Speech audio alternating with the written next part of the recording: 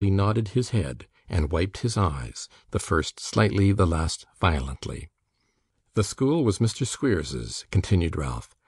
"The boy was left there in the name of Smike. Every description was fully given. Dates tally exactly with Mr. Squeers's books. Mr. Squeers is lodging with you at this time. You have 2 other boys at his school. You communicated the whole discovery to him. He brought you to me as the person who had recommended to him the kidnapper of his child, and I brought you here. Is that so?" "You talk like a good book, sir, that's got nothing in its inside but what's the truth," replied Snawley. "This is your pocket book," said Ralph, producing one from his coat. "The certificates of your first marriage and of the boy's birth, and your wife's 2 letters, and every other paper that can support these statements directly or by implication are here, are they?" "Every one of them, sir." "And you don't object to their being looked at here, so that these people may be convinced of your power to substantiate your claim at once in law and reason, and you may resume your control over your son without more delay. Do I understand you?" "I couldn't have understood myself better, sir." "There, then," said Ralph, tossing the pocket-book upon the table. "Let them see them if they like, and as those are the original papers, I should recommend you to stand near while they are being examined, or you may chance to lose some." With these words Ralph sat down unbidden, and compressing his lips, which were for the moment slightly parted by a smile, folded his arms and looked for the first time at his nephew. Nicholas, stung by the concluding taunt, darted an indignant glance at him, but commanding himself as well as he could, entered upon a close examination of the documents, at which John Browdie assisted.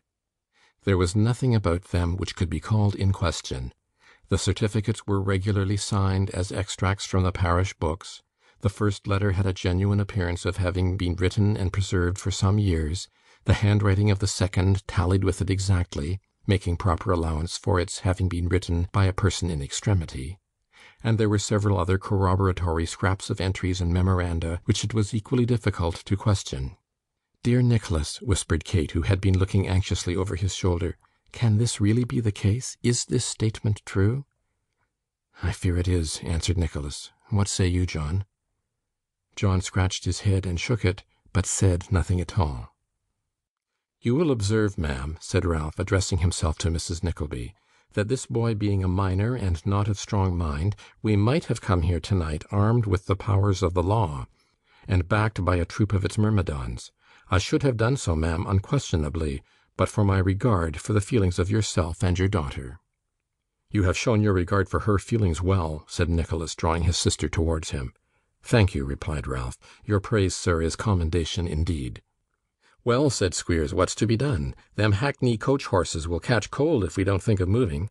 There's one of 'em a-sneezing now so that he blows the street door right open. What's the order of the day? Is Master Snawley to come along with us?" "No, no, no," replied Smike, drawing back and clinging to Nicholas. "No, pray no. I will not go from you with him. No, no." "This is a cruel thing," said Snawley, looking to his friends for support. "Do parents bring children into the world for this?" "Do parents bring children into the world for thot?" said John Browdie bluntly, pointing as he spoke to Squeers. "Never you mind," retorted that gentleman, tapping his nose derisively. "Never I mind," said John. "No, nor never nobody mind, sayest thou, schoolmaster. It's nobody's minding that keeps sic men as thou afloat. Noo then, where be'est thou coomin' to? Dang it, dinnot come treadin' ower me, mun." Suiting the action to the word, John Browdie just jerked his elbow into the chest of Mr. Squeers, who was advancing upon Smike, with so much dexterity that the schoolmaster reeled and staggered back upon Ralph Nickleby, and being unable to recover his balance, knocked that gentleman off his chair and stumbled heavily upon him. This accidental circumstance was the signal for some very decisive proceedings.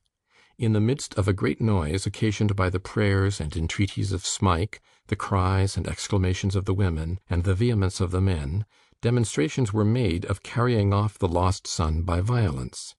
Squeers had actually begun to haul him out, when Nicholas, who until then had been evidently undecided how to act, took him by the collar, and shaking him so that such teeth as he had chattered in his head, politely escorted him to the room door, and thrusting him into the passage, shut it upon him. "Now," said Nicholas to the other two, "have the goodness to follow your friend." "I want my son," said Snawley. "Your son," replied Nicholas, "chooses for himself. He chooses to remain here, and he shall." You won't give him up?" said Snawley. "I would not give him up against his will to be the victim of such brutality as that to which you would consign him," replied Nicholas, "if he were a dog or a rat." "Knock that Nickleby down with a candlestick," cried Mr. Squeers through the keyhole, "and bring out my hat, somebody, will you, unless he wants to steal it." "I am very sorry indeed," said Mrs. Nickleby, who, with Mrs. Browdie, had stood crying and biting her fingers in a corner, while Kate, very pale but perfectly quiet, had kept as near her brother as she could. "I am very sorry indeed for all this. I really don't know what would be best to do, and that's the truth. Nicholas ought to be the best judge, and I hope he is. Of course, it's a hard thing to have to keep other people's children, though young Mr. Snawley is certainly as useful and willing as it's possible for anybody to be.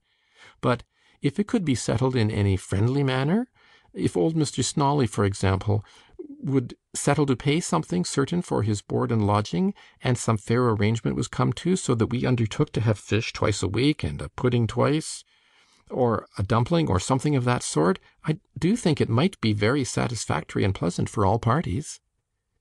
This compromise, which was proposed with abundance of tears and sighs, not exactly meeting the point at issue, nobody took any notice of it, and poor Mrs. Nickleby accordingly proceeded to enlighten Mrs. Browdie upon the advantages of such a scheme, and the unhappy results flowing on all occasions from her not being attended to when she proffered her advice.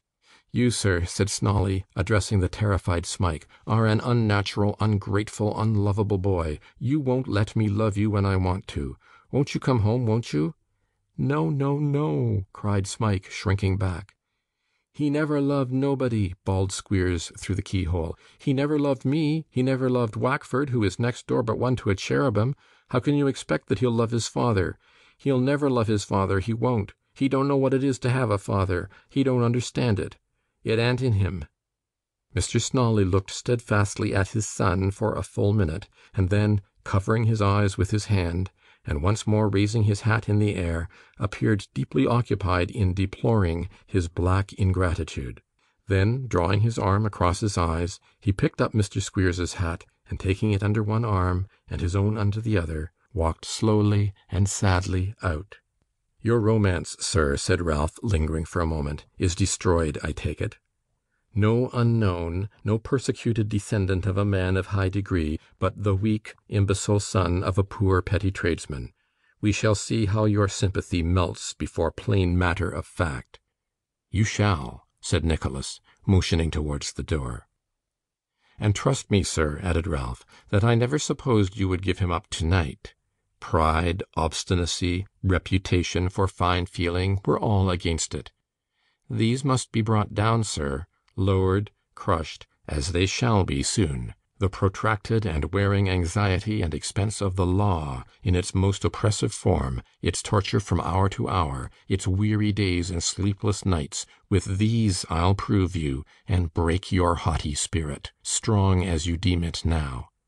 And when you make this house a hell, and visit these trials upon yonder wretched object, as you will, I know you, and those who think you now a young fledged hero, we'll go into old accounts between us two, and see who stands the debtor, and who comes out best at last, even before the world." Ralph Nickleby withdrew, but Mr. Squeers, who had heard a portion of this closing address, and was by this time wound up to a pitch of impotent malignity almost unprecedented, could not refrain from returning to the parlour door, and actually cutting some dozen capers with various wry faces and hideous grimaces, expressive of his triumphant confidence in the downfall and defeat of Nicholas.